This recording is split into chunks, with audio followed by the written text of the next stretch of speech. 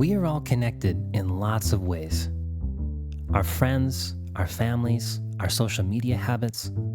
We are constantly interacting with each other every day. But just because these connections exist doesn't mean we always see them. Like people, microscopic particles also interact constantly, pulling and pushing on each other as if connected by an invisible link. Consider a tiny microscopic brownie. This brownie is over 1,000 times smaller than a brownie crumb, and he lives in a world with a specific temperature, pressure, and volume. He's quite small, so the molecules that make up his world constantly crash into him, making his motion random and chaotic. Scientists call this random motion Brownian motion, named after the Scottish botanist Robert Brown. This discovery would later help us prove the existence of atoms, but that's for another video. Now our brownie brings some friends. They too experience Brownian motion, jostled around by the vibrating molecules that make up their world. But they discover something else. Each brownie pushes and pulls on all the other brownies, meaning they can interact. Between the medium and each other, these brownies in motion create a rather complex system.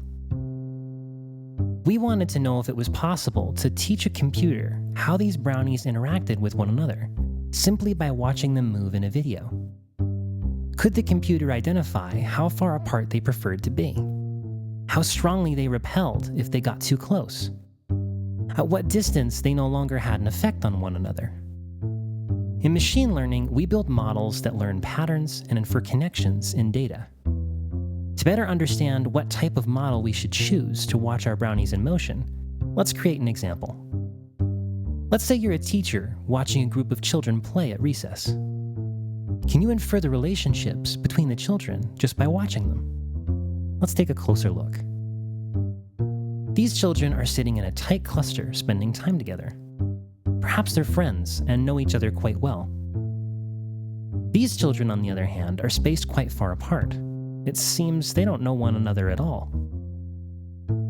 These children are running, and although are close together, they're still further apart than the group that was sitting together. It seems that if the speed of the children is larger, their average proximity increases. Interesting.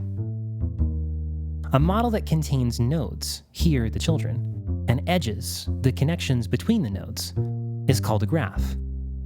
So if we can build a graph where each node is a brownie, and each edge encodes how the brownie interacts with all the other brownies, perhaps we can teach the computer how our brownies interact. We start by making a prediction. Given where the brownies currently are, can our graph predict where they will be a split second from now? Our graph model doesn't know anything about our brownies yet, so this prediction is initially quite poor. The difference between our guess and the actual location of the brownies a split second from now is called our loss. We repeat this process of guessing and checking repeatedly, adjusting the parameters of our graph in such a way that hopefully our loss decreases. In practice, we choose a graph that has some physics pre-baked in for us. At the start, our graph knows that if we rotate the system or swap the brownies around, how the brownies interact with each other doesn't change. This is helpful because just 11 guess and checks later, our graph is really starting to get the hang of how these brownies interact. Now, we have to be careful. Like any AI, our model can make mistakes. Sometimes our models are quite good and predict how the brownies interact really well. Other times, the brownies completely outsmart the model, and our graph demonstrates a poor understanding of the brownies' interactions. Understanding why is tricky, but it's also a great reminder. Machine learning is a powerful tool, but it's not always right. Ultimately, we as humans decide whether a model performs well or not, meaning the best neural network for probing the universe and asking the big questions is still your brain.